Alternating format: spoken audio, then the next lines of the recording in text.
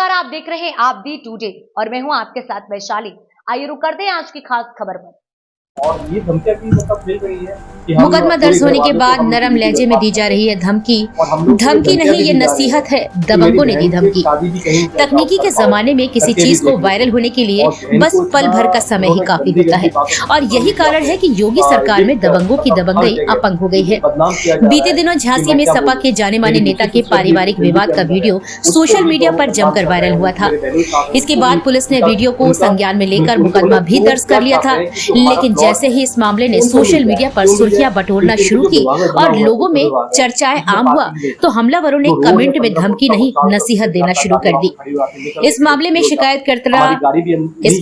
शिकायतकर्ता कल्पना कुशवाहा ने बताया कि सोशल मीडिया पर मामले को लेकर हमलावर पक्ष के द्वारा लगातार राजीनामा करने का दबाव बनाया जा रहा है। इसके साथ ही पीड़ित परिवार को जान से मारने की व कल्पना की शादी में अटकलें डालने का दावा किया जा रहा है।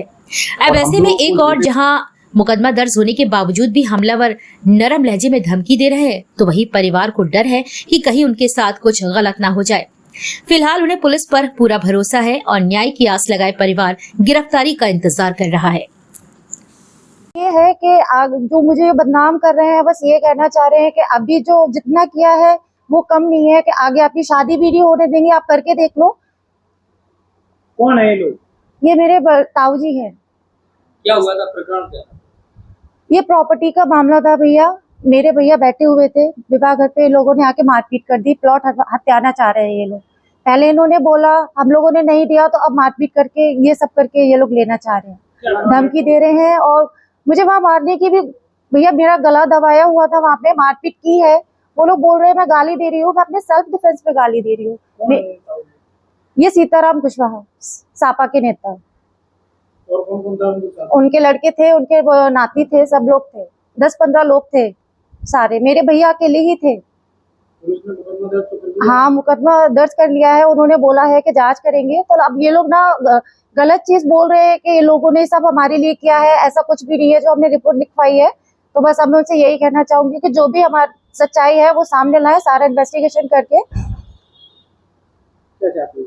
हमें इंसाफ चाहिए भैया, जो लोगों ने किया है उसके लिए हमें इंसाफ मिले। जो घर में घुस के मारपीट कर रहे हैं, वो धमकी दे रहे हैं कि मार देंगे, तो जब मार सकते हो तो मार भी डाल सकते हैं हमें। खतरा है आप लोगों को? जी भैया, मैंने बोला था पहले, मुझे जब रिपोर्ट होने के पहले ही बोला था मैंने कि हम लोग को जान से मारने की काफी धमकी दी है, सोशल मीडिया पे धमकी दी है। झूठे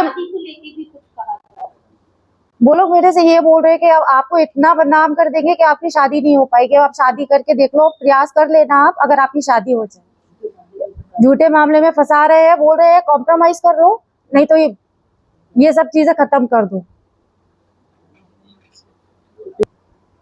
सोशल मीडिया पे ये लिख रहे हैं वो लोग, ये धमकियां दे रहे हैं। ये सलानी, ये नसीहत नहीं हमारी, आप अपने भाई बहन की मरहम पट्टी करवाइए। अगर कम पड़ गया हो तो फिर और चाहते हैं तो वो भी करेंगे। नसीहत दे रहे हैं। आपकी बच्ची के साथ मारपीट हुई और आपके भाई ने आप पे आरोप लगाया कि आपको पढ़ाया लिखाया, उसके बाद आपके बच्चों ने उनके साथ बदतमीजी की। क्या है पूरा मामला? कोई पढ़ाया लिखाया नहीं है ना। 1984 में कोई चीज पल्ला, ना कोई बंटवारा हुआ ना कुछ हुआ। वो तो जितनी भी जमीन रही सब पर ही वो कब्जा करते रहे, जहां जहां उनको चाहिए थी वो करते रहे। जो मकान की बात आ रही, मैंने HDFC से, मेरे पास तो आज भी कागज रखे हैं, HDFC से लोन लिया था मैंने। उसमें इनकी सहायता मैंने खुद करी 25,000 रुपये दे के। इनके पास धंधा करने के लिए पैसे नहीं थे कि मुझे पैसे दे दो, मतलब मैंने उसमें से 25,000 इनको दिए। और जो धंधा पहले भी जो होता था भूसा का, लकड़ी का, और जो घर पे माताजी थी, पिताजी तो खैर 73 में खत्म हो गए थे, माताजी थी, इनने ऐसा कुछ नहीं किया कि जो हमें कराया हो। मिलिट्री में सब्जी की दुकान थी, उसको वो करते थे, तब मैं स्कूल जाता था। उसके बाद फिर मैं यहाँ आके भी काम करता था, खेती किसानी पूरी मैं ही करवाता था। मतलब उनने तो जबरदस्ती कि मैंने पाला है, मैंने ये किया है, मैंने ये कर दिया। क्या लगता है कि पुलिस ने मुकदमा दर्ज करने के बाद इस तरीके के बयान दिए जा रहे हैं? अब क्या कर रहे हैं, वो तो ये चाह रहे, दबाव बना रहे हैं कि किसी तरह ये समझौता कर ले, और नहीं तो फिर वो तो जान से मारने की धमकी उस दिन भी वो दे ही रहे थे। और उस दिन भी जो दिखाया था वो तो अगर हम नहीं जाते तो इसको तो मार ही डालते। वो इसको तो जो अकेला था उस समय, हम जैसे पहुंचे तो हमारे ऊपर भी हावी हो गए वो पूरे के पूरे। अब स्थिति ये है कि वो तो अब चारों तरफ वो तो अपनी प्रोपेगेंडा वो फैला ही रहे हैं कहीं किसी से ये कि वो इससे लेते हैं, कहीं उससे लेते हैं पैसा, ये करते हैं सारी चीजें। मतलब हम तो न्याय चाहते हैं, मतलब न्याय चाहते